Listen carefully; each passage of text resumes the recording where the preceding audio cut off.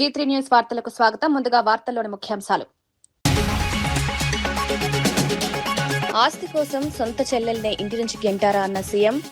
చెల్లెలకే న్యాయం చేయలేని వారు మహిళలకు న్యాయం చేస్తారని ప్రశ్న. మహిళల హక్కులపై మాట్లాడే ముందు ఇంట్లో న్యాయం చేయాలన్న రేవంత్.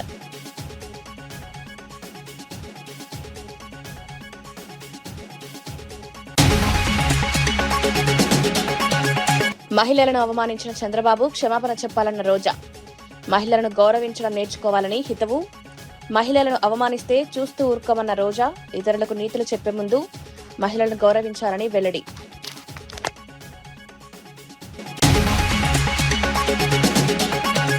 ఆటోలను ఈవీలుగా మార్చేందుకు 1.5 లక్షల సబ్సిడీ.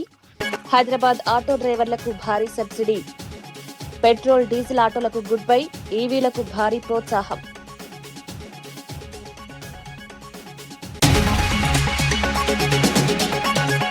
డిఎస్సీపై తప్పుడు ప్రచారం వద్దని మాధవ్ హెచ్చరిక. ఉద్యోగ అభ్యర్థుల్లో అనవసర ఆందోళన సృష్టించొద్దని వ్యాఖ్య. డిఎస్సీ నియామకాల్లో నిబంధనల ప్రకారమే వెల్లడి. నిరాధార ఆరోపణలతో నిరుద్యోగులను భయపెట్టొద్దన్న మాధవ్.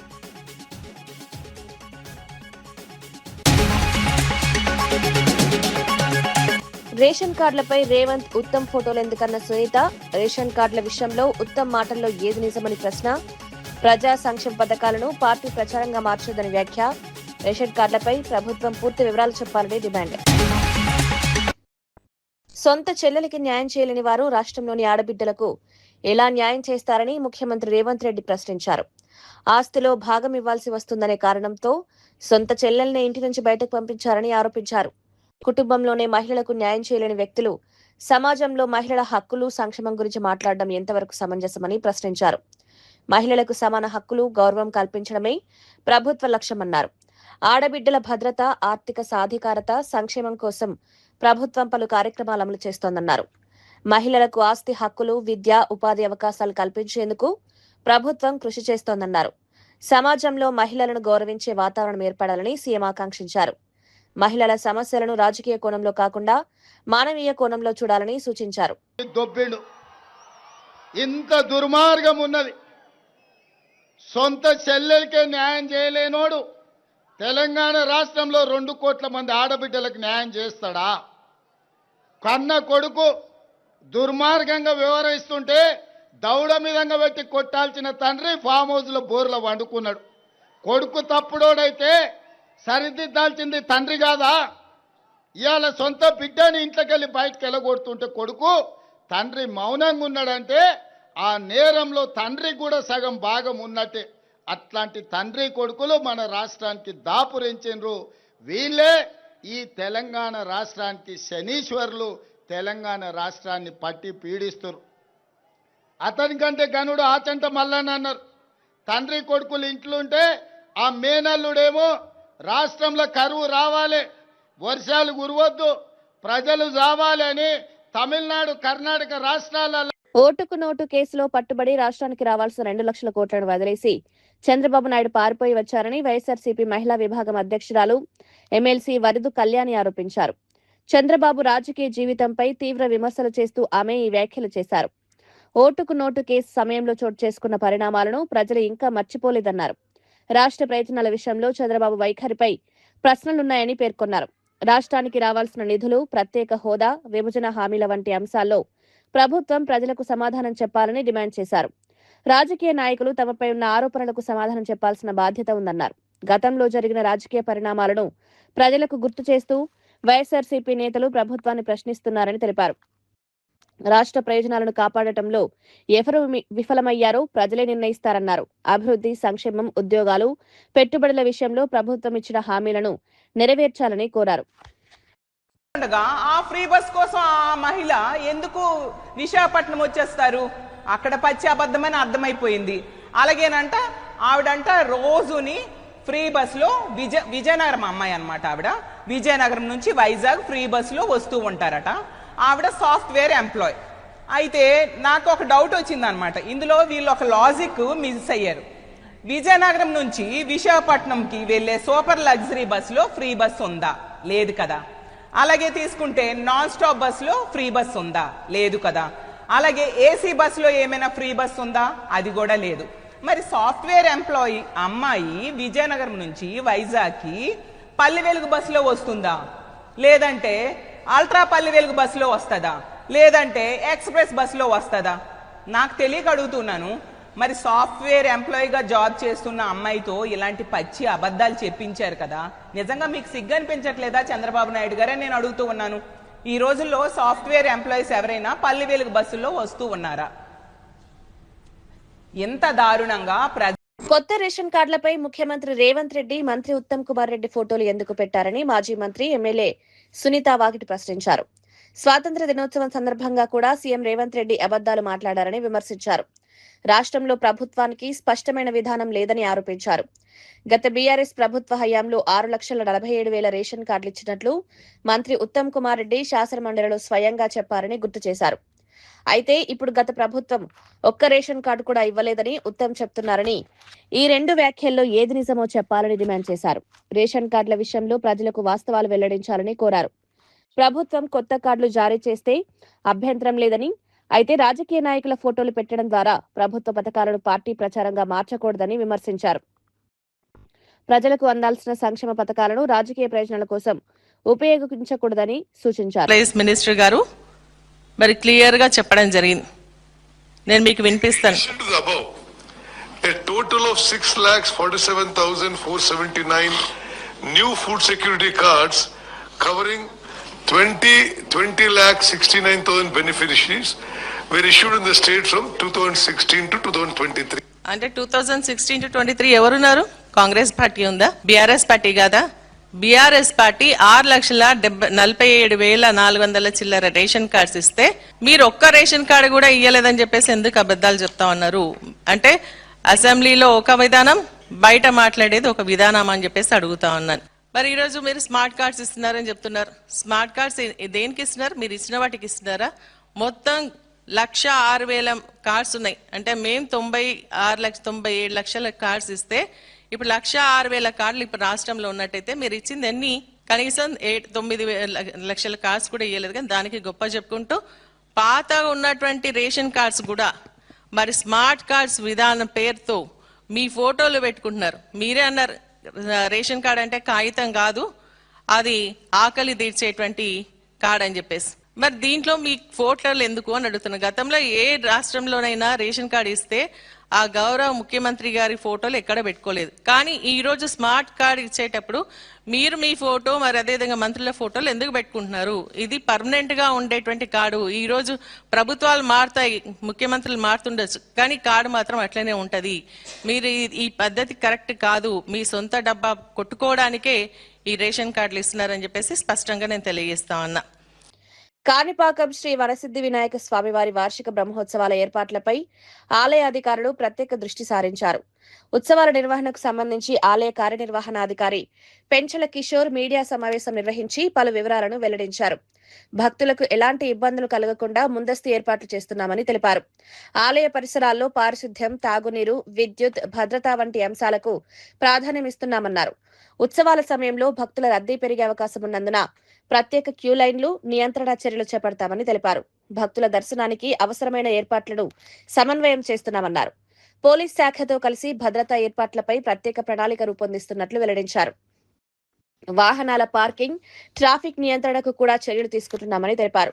ఆలయానికి వచ్చే భక్తులకు సమాచారం అందించేందుకు ప్రత్యేక సిబ్బందిని అందుబాటులో ఉంచుతామన్నారు. ఉత్సవాల సందర్భంగా ఆలయ సాంప్రదాయాలు, ఆచారాలకు అనుగుణంగా కార్యక్రమాలు నిర్వహించనున్నట్లు చెప్పారు. ఈ రకంగా మా అంచనా ప్రకారము 80,000 నుంచి 1,00,000 వరకు బ్రహ్మోత్సవాల్లో భక్తులు పాల్గొనే అవకాశం ఉంది. కాబట్టి వాళ్ళందరితో కూడా ఎటువంటి ఇబ్బందులు లేకుండా సవ్యంగా, సులభతరంగా దర్శన భాగ్యం కలిగించడానికి ఏర్పాటు చేయడానికి జిల్లా కలెక్టర్ గారిని ఈ మధ్యనే కలవడం జరిగింది. జిల్లా అధికారులందరితో కూడా కోఆర్డినేషన్ మీటింగ్, ఎస్పీ గారు, కలెక్టర్ గారు, మిగిలిన జిల్లా అధికారులందరూ కూడా 22వ తారీఖున మన దేవస్థానం ఆవరణలోనే కోఆర్డినేషన్ మీటింగ్ పెడుతున్నారు. సో ఈ కోఆర్డినేషన్ మీటింగ్లో ఎలాంటి ఏర్పాట్లు చేయాలి, ఏ డిపార్ట్మెంట్ ఏం చేయాలి అనేది, పోలీసు వారి బందోబస్తు అరేంజ్మెంట్, అదేవిధంగా drinking water, medical and health, fire, Panchayati Raj ఇలా అన్ని డిపార్ట్మెంట్ల యొక్క సహకారం తీసుకుంటున్నాం. వీళ్ళందరూ ముందస్తుగానే ఇప్పటికే కొంతమంది ఫీల్డ్ స్థాయి అధికారులు కాణిపాక దేవస్థానం విజిట్ చేసి ఏమేమి చర్యలు తీసుకొని యాక్షన్ ప్లాన్ తయారు చేసుకుంటున్నారు. సో 22వ తారీఖున ఖచ్చితంగా అందరూ జిల్లా స్థాయి అధికారులు వస్తారు కాబట్టి ఒక క్లారిటీ వస్తుంది. వారికి ఏమేమి పనులు చేయాలనేది జిల్లా కలెక్టర్ గారు నిర్దేశించి ఈ లక్షలాది భక్తులు వచ్చినప్పుడు ఎలా క్రౌడ్ మేనేజ్మెంట్, వాళ్ళకి మనం తగిన క్యూ లైన్ మేనేజ్మెంట్ ఇవన్నీ గురించి కూడా కలెక్టర్ గారు, అదేవిధంగా ఎమ్మెల్యే గారు, ఎస్పీ గారు, మన board, test board chairman, test board సభ్యులందరూ కూడా వాళ్ళకి గైడ్ చేయడం జరుగుతుంది. సో ఈ రకంగా మనం రాబోయే బ్రహ్మోత్సవాల్లో మరింత ఘనంగా, అదేవిధంగా భద్రంగా, సమగ్రంగా, అదేవిధంగా సులభతరంగా వాళ్ళకి దర్శనం జరిగేలా ఏర్పాటు చేయడానికి కృషి చేస్తుంది. భారత మాజీ ప్రధాని భారతరత్న అటల్ బిహార్ వాజ్పేయి వర్ధంతి సందర్భంగా బీజేపీ రాష్ట్ర కార్యాలయంలో ఆయన చిత్రపటానికి పూలమాలలు వేసి ఘనంగా నివాళులర్పించారు. వాజ్పేయి దేశ రాజకీయాల్లో విలువలకు పెద్దపీట వేసిన నాయకుడిగా బీజేపీ నేతలను కొనియాడారు. ఆయన ప్రధానిగా ఉన్న సమయంలో దేశ మౌలిక వస్తుల అభివృద్ధికి అనేక కీలక చర్యలు చేపట్టారని గుర్తు చేశారు. రహదారులు, జాతీయ రహదారులు, టెలిఫోన్ వ్యవస్థ, గ్యాస్ కనెక్షన్ల విస్తరణ వంటి కార్యక్రమాలు దేశ అభివృద్ధికి బలమైన పునాది వేశాయని పేర్కొన్నారు. వాజ్పేయి రాజకీయ జీవితం నేటి తరానికి ఆదర్శంగా నిలుస్తుందన్నారు. విభిన్న రాజకీయ అభిప్రాయాలను గౌరవిస్తూ ప్రజాస్వామ్య విలువలు కాపాడిన నాయకుడిగా ఆయనకు ప్రత్యేక గుర్తింపు ఉందని తెలిపారు. భారత ఒక రాజకీయ యుగంలో ఒక స్వర్ణ యుగం కింద అటల్ బిహారీ వాజ్పేయి గారి యొక్క ప్రభుత్వం సమయాన్ని చూస్తారు. అంతేకాకుండా విలువలతో కూడినటువంటి రాజకీయాలు, ఆ విలువలు ఎట్లా అంటే ఒక్క ఓటుతోని 13 నెలల ప్రభుత్వం పడిపోతున్నటువంటి ఒక నేపథ్యంలో ఆ ఒక్క ఓటు కూడా మేనేజ్ చేయగలుగుతుండే కానీ చేయలేదు. ఎందుకంటే విలువలతో కూడిన రాజకీయాలు ఆ రోజు అటల్ బిహారీ వాజ్పేయి గారు ఇచ్చినటువంటి ఒక దానికి ప్రాముఖ్యత. కాబట్టి ఈరోజు ఉన్నటువంటి ఒక రాజకీయ నాయకులు, ఇప్పుడు ఉన్నటువంటి యువత ఆ విలువలని మనం దృష్టిలో పెట్టుకోవాల్సిన అవసరం ఉన్నది. వాజ్పేయి గారి జీవితం మొత్తం కూడా దేశ సేవలో, సమాజ సేవలో, అంతేకాకుండా వారి యొక్క దేశభక్తి ఎవరు కూడా ప్రశ్నించారు. దేశం కోసము, దేశం ఒక ప్రగతి కోసం వారు చేసినటువంటి పనులను ఈరోజు కూడా మనం గుర్తుపెట్టుకునే వారికి నరేంద్ర మోదీ గారి ప్రభుత్వం భరతరత్న ఇవ్వడం జరిగింది. మరి భరతరత్న అటల్ బిహారీ వాజ్పేయి గారు మన మధ్య లేకున్నప్పుడు కూడా వారి ఆశయాలు ఎప్పుడు కూడా ప్రతి భారతీయ జనతా పార్టీ కార్యకర్తలతో పాటు ప్రతి భారతీయుడి హృదయంలో ఉంటుంది.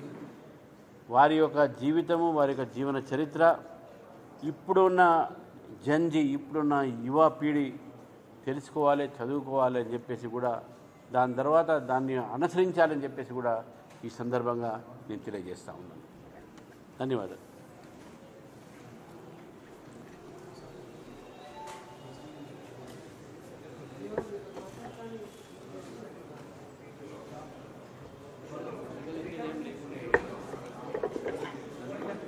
విజయవాడలోని తుమ్మలపల్లి కళాక్షేత్రంలో సర్దార్ గౌతు లచ్చన్న జయంతి వేడుకలను ఘనంగా నిర్వహించారు. ఈ కార్యక్రమానికి ఆంధ్రప్రదేశ్ మంత్రులు సవిత, కొల్లు రవీంద్ర, అనగాని సత్యప్రసాద్, పార్థసారథితో పాటు ఎమ్మెల్యే గౌతు శిరీష హాజరయ్యారు. గౌతు లచ్చన్న ప్రజల కోసం నిరంతరం పోరాడిన నాయకుడిగా మంత్రులు కొనియాడారు. స్వార్థ రాజకీయాలకు దూరంగా ఉండి ప్రజా సమస్యలపై జీవితాంతం పోరాటం చేశారని గుర్తు చేశారు. బీసీల హక్కుల కోసం గౌతు లచ్చన్న చేసిన ఉద్యమాలు చరిత్రలో నిలిచిపోయాయని పేర్కొన్నారు. రైతులు, కార్మికుల సమస్యల పరిష్కారానికి కూడా ఆయన విశేష కృషి చేశారని తెలిపారు. సామాజిక న్యాయం కోసం ఆయన చేసిన పోరాటం నేటి తరానికి స్ఫూర్తిదాయకమన్నారు.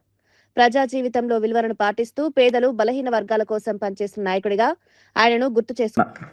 ఎందుకంటే వారు చూపించినటువంటి స్ఫూర్తి, ఆనాడు రైతుల కోసం పాదయాత్ర ఇచ్చాపురం నుంచి తడ వరకు చేసిన, అదేవిధంగా మారుతున్నటువంటి రాజకీయ పరిస్థితుల్లో ఆనాడున్నటువంటి కాంగ్రెస్ లేదంటే కొన్ని ప్రభుత్వాల పోకడి నచ్చక ఆనాడు నందమూరి తారక రామారావు గారు తెలుగుదేశం పార్టీని స్థాపిస్తే ప్రత్యేకంగా ఎన్టీ రామారావు గారి రాష్ట్రానికి అవసరం అని చెప్పి ఆ రోజు సపోర్ట్ చేసినటువంటి వ్యక్తి సర్దార్ గౌతు లచ్చన్న గారు అని చెప్పి ఈ సందర్భంగా మీకు తెలియజేస్తా ఉన్నా. ఒక విలువలతో కూడినటువంటి జీవితం పయనం చేసేటువంటి సర్దార్ గౌతు లచ్చన్న గారి మహాత్ముడు నిజంగా చాలా ఆనందదాయకమైనటువంటి విషయం. బ్రిటిష్ వారి సమయంలో పోరాటం చేశారు. దాని తర్వాత కూడా రైతుల అభివృద్ధి కోసం పోరాటం చేసిన గొప్ప వ్యక్తి. స్వతంత్రం ఎలా వచ్చిందండి? స్వతంత్రం పోరాటం చేస్తే వచ్చింది. జెండా మనందరూ ఎగరేస్తాం, కానీ మనలో గొడ్డల పట్ల నాయకుడు ఉన్నాడు. ఎక్కడ జెండా ఎగరేస్తాడా అంటే జాతి మీద కూడా అతనికి ప్రేమ లేదు. అలాంటి గొడ్డల పట్ల నాయకుడు దుర్మార్గాలు చేసుకుంటూనే దుర్మార్గం మాట్లాడుతూ ఉంటాడు. రాష్ట్రం కోసం, ఈ దేశం కోసం పట్టుబడిన బంగారం కోసం పోరాటం చేసిన వ్యక్తి రాష్ట్ర పండుగ రాజధానిలో మరి నిజంగా నడిబట్టుగా నడపాలని గొప్ప సంకల్పంతో ఈ రోజు మేము ఈ కార్యక్రమం చేశాం. మరి రామారావు గారి దగ్గర నుంచి మరి ముఖ్యమంత్రి మన చంద్రబాబు నాయుడు దగ్గర నుంచి మన యువగల అధినేత నారా లోకేష్ బాబు గారు బీసీల పక్షపాతిగా నిలబడిన నాయకులు అన్న విషయాన్ని కూడా మీకు అందరికీ తెలియజేస్తున్నాం. కుల మతాలని రెచ్చగొట్టే ఒక వికృతమైన పార్టీ గత 5 సంవత్సరాలు రాష్ట్రంలో అధికారం ఉంది. ఒక పశువు కన్నా హీనమైన వ్యక్తి రాజకీయంగా ఎదుర్కొనలేక లక్షణ గారి అస్తిత్వాన్ని రూపు మాపితే అసలు గౌతు కుటుంబమే లేకుండా ఉంటుందని ఒక తప్పుడు ప్రయత్నం చేస్తే తప్పు సరిదిద్దాల్సింది పోయి అలాంటి పశువు లాంటి వ్యక్తికి అందరం ఎక్కించి ఇబ్బంది పెట్టారు చూడండి. అందుకని అంటున్నాను నేను. ఈరోజు కూటమి ప్రభుత్వంలో చేస్తున్న ఈ ఒక సాంప్రదాయం కుల మత పార్టీలకి రాజకీయాలకు అతీతంగా రాష్ట్రానికి దేశానికి సేవ చేసిన మన రాష్ట్ర పెద్దల్ని ప్రతి ఒక్కరిని కూడా ఈరోజు రాష్ట్ర పండుగ వారందరి జయంతుల్ని తీసుకొని వచ్చి ఒక సత్సంప్రదాయానికి దారితీసింది. డిఎస్సి నియామకాలు, స్పోర్ట్స్ కోటా కేటాయింపులపై వైఎస్ఆర్సీపీ చేస్తున్న ఆరోపణలు నిరాధారమైనవని బీజేపీ ఆంధ్రప్రదేశ్ రాష్ట్ర అధ్యక్షుడు మాధవ్ అన్నారు. ఉపాధ్యాయులు, ప్రభుత్వ ఉద్యోగుల భవిష్యత్తుపై అనవసర ఆందోళన కలిగించేలా ప్రతిపక్షాలు వ్యవహరించకూడదని సూచించారు. అధికారులు ఇప్పటికే ఆరోపణలకు ఆధారాలతో సమాధానమిచ్చారని తెలిపారు. నియామక ప్రక్రియపై తప్పుడు సమాచారం ప్రచారం చేయడం వల్ల ఉద్యోగ అభ్యర్థుల్లో అయోమయం ఏర్పడే అవకాశం ఉందన్నారు. డిఎస్సి నియామకాల్లో ప్రభుత్వం నిబంధనల ప్రకారం వ్యవహరిస్తోందని మాధవ్ పేర్కొన్నారు. స్పోర్ట్స్ కోటా విషయంలో కూడా అధికారులు పూర్తి వివరాలు వెల్లడించారన్నారు. రాజకీయ లబ్ధి కోసం నిరుద్యోగులు, ఉపాధ్యాయులను భయపెట్టడం సరికాదని విమర్శించారు. నియామక ప్రక్రియపై ఏవైనా అనుమానాలు ఉంటే ఆధారాలతో ప్రభుత్వాన్ని ప్రశ్నించాలని సూచించారు. కూటమి ఆధ్వర్యంలో మన చంద్రబాబు నాయుడు గారు అలాగే పవన్ కళ్యాణ్ గారి యొక్క నేతృత్వం అందరం కలిసి రేపు రాబో స్థానిక సంస్థల ఎన్నికల్లో కూడా కలిసికట్టుగా వెళ్లాలని ఒక నిర్ణయించడం జరిగింది. ఇప్పటికే వైసీపీకి ఎక్కడెక్కడ టీచర్స్ రిక్రూట్ అయ్యారో వాళ్ళందరూ కూడా ఉద్యమం చేస్తున్నారు. మా యొక్క భవిష్యత్తు మీరు గంగపాలు చేస్తారని చెప్పి అడుగుతున్నారు. దానికి సమాధానం చెప్పడం లేదు. ఏదో ప్రభుత్వంపై బురద జల్లే ప్రయత్నం అయితే జరుగుతుంది. డిఎస్సి సంబంధించిన ఎవరిపైన ఆరోపణ చేస్తారో ఇతను వాళ్ళ పేర్లు వాళ్ళకి ఏ విధంగా వచ్చింది అని చెప్పి పూర్తి స్థాయి మనకి ప్రిన్సిపల్ కమిషనర్ ఎడ్యుకేషన్ చెప్పడం జరిగింది. ఆ విధంగా డిఎస్సి నిర్వహణ చేసిన వాళ్ళందరూ కూడా వివరించడం జరిగింది. ఇవన్నీ జరిగిన తర్వాత ఏవైతే ఆరోపణలు చేస్తారో వాటిని ప్రూవ్ చేయడం జరిగింది. సో స్పోర్ట్స్ కోటా ఏదైతుందో దాంట్లో నెంబర్ ఎవరెవరికి వచ్చింది అనే వాళ్ళ ఎగ్జాంపుల్స్ ఏవి చెప్పారు, సాక్షి పేపర్లో వచ్చాయో వాటన్నిటిని కూడా వాళ్ళు ఆ విధంగా చెప్పడం జరిగింది. ఇది జరిగిన తర్వాత కూడా ఇప్పటికీ డిఎస్సి అంటం వల్ల అది వాళ్ళకి అది బూమరాంగ్ అవుతుంది. ఇప్పటికే తెలిసింది వాళ్ళకి. కనుక మిగతా విషయాల పట్ల ఆలోచన చేస్తే బాగుంటుంది. అనవసరమైన విషయాల పట్ల ముందుకెళ్లకుండా ఉంటే బాగుంటుంది. మంత్రి సీతక్క ములుగు ప్రాంతం గతంలో అటవీ ప్రాంతంగా అభివృద్ధిలో వెనుకబడిన ప్రాంతంగా గుర్తింపు పొందిన ఇప్పుడు వేగంగా అభివృద్ధి చెందుతోందన్నారు. ముఖ్యమంత్రి రేవంత్ రెడ్డి కాంగ్రెస్ ప్రభుత్వంలో ఆధ్వర్యం ములుగులో అభివృద్ధి కార్యక్రమాలు పెద్ద ఎత్తున జరుగుతున్నాయని తెలిపారు. హైదరాబాద్ తో సమానంగా ములుగు అభివృద్ధి చెందే దిశగా ప్రభుత్వం పనిచేస్తోందన్నారు. దశాబ్ద కాలం పాటు జరిగిన పోరాటం తర్వాత ములుగు రాష్ట్రంలోని 33వ జిల్లాగా ఏర్పడిందని గుర్తు చేశారు. ఎన్నికలకు ముందు ములుగు కలెక్టరేట్ నిర్మాణానికి శంకుస్థాపన జరిగిందన్నారు. ముఖ్యమంత్రి రేవంత్ రెడ్డి ఒకే ఏడాదిలో సమ్మక్క సారళమ్మ ఆలయాన్ని 3 సార్లు సందర్శించడం ద్వారా ములుగు ప్రాంతంపై తనకున్న ప్రత్యేక శ్రద్ధను చాటుకున్నారని పేర్కొన్నారు. రాష్ట్రంలోని ఇతర జిల్లాలతో పోలిస్తే ములుగుకు ఎక్కువ ఇందిరమ్మ ఇళ్లను ప్రభుత్వం మంజూరు చేసిందని తెలిపారు. ములుగు బిడ్డ బలరామన్న గారు, మరి అదే విధంగా భద్రాచలం ఎమ్మెల్యే తెల్లం వెంకట్రావు గారు, మన విప్పు గారు రామచందర్ నాయక్ గారు, అదే విధంగా కలెక్టర్ గారు, మరి పెద్ద ఎత్తున తరలి వచ్చిన మా అక్క చెల్లెళ్లకు, మా తమ్ముళ్లకు, అన్నలకు అందరికీ పేరు పేరున హృదయపూర్వక స్వాగతం, సుస్వాగతం. ఈరోజు మనము అనేక సందర్భాల్లో విన్నాం, ములుగు అంటే అడవులు, నిరక్షరాస్యులు, మరి అదే విధంగా అభివృద్ధి ఉండదని. కానీ ప్రజా ప్రభుత్వం, ఇందిరమ్మ ప్రభుత్వం, రేవంత్ రెడ్డి గారి పాలన వచ్చిన కాడ నుంచి ప్రతి ప్రాంతానికి, ప్రతి గడపకు అభివృద్ధి, సంక్షేమాన్ని మరి 2 కళ్ళలాగా తీసుకెళ్తూ ఈ మారుమూల ప్రాంతాన్ని కూడా మరి హైదరాబాద్ తో పోటీ పడేలాగా, విద్యలో గాని, వ్యవసాయంలో గాని, అభివృద్ధిలో గాని, మా అక్క చెల్లెలకు ఇచ్చే మరి అనేక సంక్షేమ పథకాలతో గాని మరి ముందుకు తీసుకెళ్తున్నందుకు ఒక మరి రక్తం పంచుకొని పుట్టకున్నా ఎంతో ప్రేమతో ఆత్మీయతతో మాకు ఈ అవకాశాన్ని ఇచ్చి మరి ములుగును అన్ని రంగాల్లో అభివృద్ధి చేస్తున్నందుకు, చేయితనిస్తున్నందుకు రేవంత్ అన్న గారికి ప్రత్యేక ధన్యవాదాలు. ఇప్పుడే మనము మరి సమ్మక్క సార్లమ్మ సన్నిధికి వెళ్ళినాం. అక్కడ చూడతరమా అనే విధంగా, ఎవరు ఊహించుకోని విధంగా మరి సమ్మక్క సార్లమ్మ సన్నిధిని తీర్చిదిద్ది మరి ఒక సంవత్సరంలో 3 సార్లు వచ్చిన ముఖ్యమంత్రి ఈ సమ్మక్క సార్లమ్మ సన్నిధికి ఎవరైనా ఉన్నారంటే మన రేవంత్ అన్న గారు. కాబట్టి ఈరోజు ఇంకా అభివృద్ధి చేయడానికి చేయితని. హైదరాబాద్ కోర్ అర్బన్ రీజియన్ పరిధిలో పెట్రోల్, డీజిల్ ఆటో రిక్షాలను ఎలక్ట్రిక్ వాహనాలుగా మార్చేందుకు తెలంగాణ ప్రభుత్వం ప్రత్యేక పథకాన్ని ఆమోదించింది. Telangana auto rickshaw electric conversion scheme ద్వారా అర్హులైన ఆటో డ్రైవర్లకు 1.5 లక్షల వరకు సబ్సిడీ అందించనున్నట్లు రవాణా శాఖ మంత్రి పొన్నం ప్రభాకర్ తెలిపారు. కాలుష్యాన్ని తగ్గించి హైదరాబాద్ ను గ్రీన్ సిటీగా మార్చే లక్ష్యంతో ఈ పథకాన్ని అమలు చేస్తున్నట్లు ప్రభుత్వం వెల్లడించింది. పెట్రోల్, డీజిల్ ధరల భారాన్ని తగ్గించడంతో పాటు ఆటో డ్రైవర్ల నిర్వహణ ఖర్చులను తగ్గించేందుకు ఈ పథకం ఉపయోగపడుతుందని మంత్రి తెలిపారు. పాత ఆటోలను ఎలక్ట్రిక్ వాహనాలుగా మార్చుకునే డ్రైవర్లకు ఆర్థిక సహాయం అందుతుందన్నారు. పర్యావరణ పరిరక్షణ, స్వచ్ఛమైన గాలి కోసం ఎలక్ట్రిక్ వాహనాల వినియోగాన్ని పెంచాల్సిన అవసరం ఉందన్నారు. హైదరాబాద్ లో పెరుగుతున్న వాహన కాలుష్యాన్ని నియంత్రించేందుకు ప్రభుత్వం పలు చర్యలు చేపడుతోందని తెలిపారు. ప్రతి ఆటో యజమాని హైదరాబాద్ పరిధిలో మరి డీజిల్, పెట్రోల్ లేకుండా కన్వర్షన్ చేయించుకోవాలని కోరుతా ఉన్నాను. హైదరాబాద్లో ఉన్నటువంటి ఆటో కార్మికులందరికీ శుభాకాంక్షలు. పర్యావరణాన్ని కాపాడడానికి మీరు కూడా భాగస్వాములు కావాలని, మీ ఆటోలన్నీ ఈవీకి కన్వర్షన్ చేసుకోవడానికి అయ్యే ఖర్చును ప్రభుత్వమే భరిస్తూ ప్రతి ఆటోకు 1,50,000 రూపాయలు ఇచ్చే విధంగా కార్యాచరణ రూపొందించింది. అందరూ తప్పకుండా హైదరాబాద్ భవిష్యత్తు దృష్ట్యా, పర్యావరణ దృష్ట్యా అందరూ కూడా ఈ యొక్క ఆటోలను మరి ఈవీ కన్వర్షన్ చేయించుకునే విధంగా అప్లికేషన్ చేసుకోవాలని కోరుతూ, తప్పకుండా మీకు సంబంధించిన సంక్షేమ బోర్డు కావచ్చు, ఇతరత్ర సమస్యలన్నీ పరిష్కరించే దిశలో ప్రభుత్వం కార్యాచరణ తీసుకుంటుందని మనవి చేస్తూ, ఈ యొక్క పర్యావరణ పరిరక్షణకు రెట్రోఫిట్ చేసేటువంటి ఖర్చును ప్రభుత్వం భరిస్తూ ఉందో ప్రతి ఆటో యజమాని హైదరాబాద్ పరిధిలో మరి డీజిల్, పెట్రోల్ లేకుండా కన్వర్షన్ చేయించుకోవాలని కోరుతా ఉన్నాను. స్వాతంత్ర దినోత్సవం సందర్భంగా మహిళలను అవమానించేలా వ్యవహరించారని ఆరోపిస్తూ మాజీ మంత్రి ఆర్కే రోజా ముఖ్యమంత్రి చంద్రబాబుపై తీవ్ర విమర్శలు చేశారు. మహిళలను గౌరవించడం నేర్చుకోవాలని, ముందుగా వారికి క్షమాపణ చెప్పాలని డిమాండ్ చేశారు. చంద్రబాబు ఇతరులకు నీతులు చెప్పడం హాస్యాస్పదంగా ఉందని విమర్శించారు. డబ్బుతో వ్యవస్థలను మేనేజ్ చేయడం చంద్రబాబుకు అలవాటైందని ఆరోపించారు. ప్రజా జీవితంలో ఉన్న నాయకులు మహిళల పట్ల గౌరవంగా వ్యవహరించాల్సిన బాధ్యత ఉందన్నారు. రాజకీయ విభేదాలున్నప్పటికీ వ్యక్తిగత గౌరవాన్ని కాపాడాలని సూచించారు. మహిళలను అవమానించే ఏ చర్యనైనా తాము తీవ్రంగా వ్యతిరేకిస్తామని రోజా తెలిపారు. స్వాతంత్ర దినోత్సవం వంటి జాతీయ పర్వదినం సందర్భంగా ప్రజలంతా ఐక్యత, సమానత్వం, గౌరవం గురించి మాట్లాడాల్సిన అవసరం ఉందన్నారు.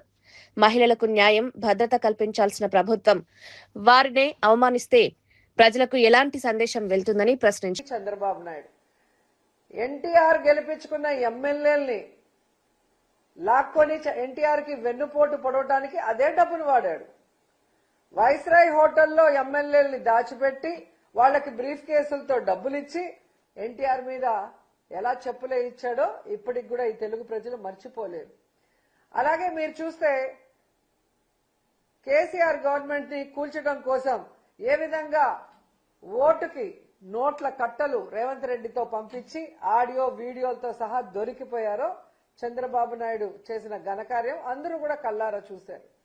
సో ఈ రాష్ట్రంలో డబ్బుతో వ్యవస్థల్ని మేనేజ్ చేయటం, సొంత తండ్రి లాంటి మామను వెన్నుపోటు పొడటానికి అదే డబ్బులు వాడటం, ప్రజల్ని మోసం చేసి తాను అధికారంలో రావడానికి అదే డబ్బులు వాడటం, అలాగే తాను చెప్పిన హామీలు నెరవేర్చినట్లు చూపించడానికి పచ్చ ఛానళ్లకి అదే డబ్బులు ఇచ్చి మేనేజ్ చేసుకోవటం, ఇవన్నీ కూడా ఆయన చేస్తూ ఓటుకు నోటు అని నీతులు చెప్తున్నాడు చూడు మహిళలకి. అది చంద్రబాబు నాయుడు గొప్పతనం. నేతల ఆరోపణలు, ములుగు నియోజకవర్గం అవినీతి, అక్రమాలు, కబ్జాలు, ఇసుక కుంభకోణం, బెట్టింగ్లకు అడ్డాగా మారిందని బీఆర్ఎస్ నాయకులు ఆరోపించారు. సీతమ్మ సాగర్లో ఇసుక తవ్వకాలకు ఇచ్చిన అనుమతులను రద్దు చేయాలని తాము కోరినప్పటికీ తవ్వకాలు కొనసాగుతున్నాయన్నారు. ఇన్ఛార్జి మంత్రి పొంగులేటి శ్రీనివాసరెడ్డి, స్థానిక మంత్రి సీతక్క అండదండలతోనే ఇసుక తవ్వకాలు జోరుగా సాగుతున్నాయని ఆరోపించారు. అవినీతిలో మంత్రులకు సంబంధం లేకపోతే ఎందుకు చర్యలు తీసుకోవడం లేదని ప్రశ్నించారు. గిరిజనులకు రావాల్సిన ఆదాయాన్ని కొందరు దోచుకుంటున్నారని విమర్శించారు. ములుగులో ఇసుక తవ్వకాలపై ప్రభుత్వం వెంటనే విచారణ జరిపించాలని డిమాండ్ చేశారు. సీతమ్మ సాగర్ ప్రాంతంలో సహజ వనరుల దోపిడీని అడ్డుకోవాల్సిన బాధ్యత ప్రభుత్వానిదేనన్నారు. ఇసుక తవ్వకాల వల్ల పర్యావరణానికి, స్థానిక ప్రజలకు నష్టం కలిగే అవకాశం ఉందని పేర్కొన్నారు. డిమాండ్ చేయడం జరిగింది. అయినా కూడా అక్కడున్న మంత్రి, జిల్లా మంత్రి, ఇన్ఛార్జ్ మంత్రి కానీ, స్థానిక ఎమ్మెల్యే మంత్రి కానీ వాళ్ళ అండదండలతోని మైనింగ్ ఆపకపోగా ఇప్పటికీ కూడా ఈ రోజు కూడా అక్కడి నుంచి ఇసుక తరలిస్తున్నారు. అక్రమంగా 100 కోట్లు దోచుకుంటున్నారు. దాదాపు 4,000 కోట్లు దోచుకోవడానికి చేసిన పక్కా ప్రణాళిక అని కూడా ఇంతకుముందు మేము చెప్పడం జరిగింది. మేము చెప్పింది వాస్తవమని నిన్నగాక మొన్న నేషనల్ గ్రీన్ ట్రిబ్యునల్ NGT కూడా ఆ ఇసుక తవ్వకాల పైన, ఆ అక్రమ మైనింగ్ పైన స్టే ఆర్డర్ ఇవ్వడం జరిగింది. ఇది స్టే ఆర్డర్, NGT ఇచ్చిన స్టే ఆర్డర్. అయినా కూడా NGT చెప్పిన తర్వాత కూడా ఇప్పటికీ కూడా అక్రమ మైనింగ్ జరుగుతున్నది. అక్కడ స్థానిక మంత్రిగా ఉన్న సీతక్క, జిల్లా ఇన్ఛార్జ్ మంత్రిగా ఉన్న పొంగులేటి, మైనింగ్ మంత్రి వివేక్, అదేవిధంగా ఇరిగేషన్ శాఖ మంత్రిగా ఉన్న ఉత్తమ్ కుమార్ రెడ్డి గారు, నలుగురిని కూడా నేను ప్రశ్నిస్తున్నా. అక్రమ మైనింగ్ అని చెప్పిన తర్వాత కూడా ఇప్పటికీ కూడా జరుగుతుంటే ఒక్క మంత్రి కూడా దీని మీద ఎందుకు స్పందిస్తలేరు? NGT స్టే ఆర్డర్ ఇచ్చిన తర్వాత కూడా ఈ రోజు కూడా అక్కడ లారీలు నడుస్తుంటే మీరు ఎందుకు స్పందిస్తలేరు? నిజంగా మీకు అందరికీ దీంట్లో. సంగారెడ్డిలో నిర్వహించిన ప్రభుత్వ సభను కాంగ్రెస్ పార్టీ కార్యక్రమంగా మార్చారని ఎమ్మెల్యే చింతా ప్రభాకర్ ఆరోపించారు. స్థానిక ఎమ్మెల్యేగా ప్రజలు తనను గెలిపించినప్పటికీ ప్రభుత్వ సభకు తనను కనీసం ఆహ్వానించలేదని విమర్శించారు. సంగారెడ్డి ప్రజల ఆత్మగౌరవాన్ని ముఖ్యమంత్రి రేవంత్ రెడ్డి అవమానించారని చింతా ప్రభాకర్ మండిపడ్డారు. ప్రభుత్వ కార్యక్రమాలను పార్టీ కార్యక్రమాలుగా మార్చడం ప్రజాస్వామ్య సాంప్రదాయాలకు విరుద్ధమన్నారు. ప్రజల సమస్యలు, నియోజకవర్గ అభివృద్ధి అంశాలకు ప్రాధాన్యమివ్వాల్సిన ప్రభుత్వం రాజకీయ ఆధిపత్యానికి ప్రాధాన్యమిస్తోందన్నారు. స్థానిక ప్రజాప్రతినిధులను పక్కన పెట్టడం ద్వారా ప్రభుత్వం ఏం సందేశం ఇస్తోందని ప్రశ్నించారు. సంగారెడ్డి ప్రజలు ఈ విషయాన్ని గమనిస్తున్నారన్నారు. ప్రజల తరపున ప్రశ్నించే హక్కు తనకు ఉందని, ఎవరి ఒత్తిడికి తాను భయపడబోనని స్పష్టం చేశారు. నియోజకవర్గ అభివృద్ధి కోసం ప్రభుత్వంతో కలిసి పనిచేయడానికి సిద్ధంగా ఉన్నప్పటికీ ప్రజాప్రతినిధులను అవమానించే విధానం సరికాదు. పెట్టే నైతిక హక్కు రేవంత్ రెడ్డికి లేదు. ముఖ్యమంత్రి అయిన తర్వాత సంగారెడ్డికి కనీసం ఒక ప్రాజెక్టు కానీ, ఓ పథకం కానీ ఏమి ఇవ్వలే. మాజీ ముఖ్యమంత్రి వర్యులు, తెలంగాణ తొలి ముఖ్యమంత్రి కేసీఆర్ గారు ఇచ్చిన SDF కానీ, MRR కానీ, సంగారెడ్డి, సదాశివపేట అన్ని గ్రామాలకు సంబంధించిన వర్కులు అన్నీ క్యాన్సిల్ చేసిండు. ముఖ్యమంత్రి హోదాలో ఖాళీ చేతులతో వచ్చి ఆయన శుష్కప్రియాలు, శూన్యాస్తాలతో గాలి మాటలు చెప్పి పోవటం మరి సిగ్గుచేటు. అదే రకంగా స్వాతంత్ర దినోత్సవం, జాతీయ జెండా సాక్షిగా సమగ్రత, రాష్ట్ర అభివృద్ధి గురించి మాట్లాడాల్సింది పోయి ముఖ్యమంత్రి స్థాయిలో ఉండి సంగారెడ్డిలో బజారు భాషలో రాయికి విమర్శలు చేయటం దిగజారుతనానికి నిదర్శనం. మరి సంగారెడ్డిలో నిన్నటి రోజు విద్యార్థి నాయకులకు, యువకులకు అందరినీ ముందస్తు అరెస్ట్ చేయటం కూడా మరి. ఆస్తి కోసం సొంత చెల్లెల్నే ఇంటి నుంచి గెంటారా అన్న సీఎం, చెల్లెలకేం న్యాయం చేయలేని వారు మహిళలకు న్యాయం చేస్తారని ప్రశ్న. మహిళల హక్కులపై మాట్లాడే ముందు ఇంట్లో న్యాయం చేయాలన్న రేవంత్.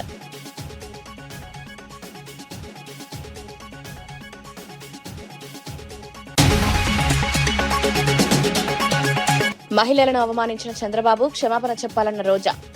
మహిళలను గౌరవించడం నేర్చుకోవాలని హితవు. మహిళలను అవమానిస్తే చూస్తూ ఊరుకోమన్న రోజా. ఇతరులకు నీతులు చెప్పే ముందు మహిళలను గౌరవించాలని వెల్లడి.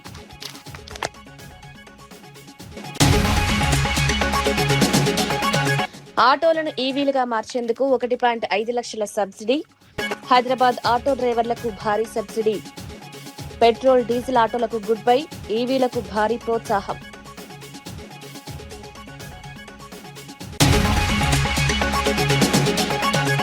డిఎస్సీపై తప్పుడు ప్రచారం వద్దని మాధవ్ హెచ్చరిక. ఉద్యోగ అభ్యర్థుల్లో అనవసర ఆందోళన సృష్టించొద్దని వ్యాఖ్య. డిఎస్సీ నియామకాల్లో నిబంధనల ప్రకారమే వెల్లడి. నిరాధార ఆరోపణలతో నిరుద్యోగులను భయపెట్టొద్దన్న మాధవ్.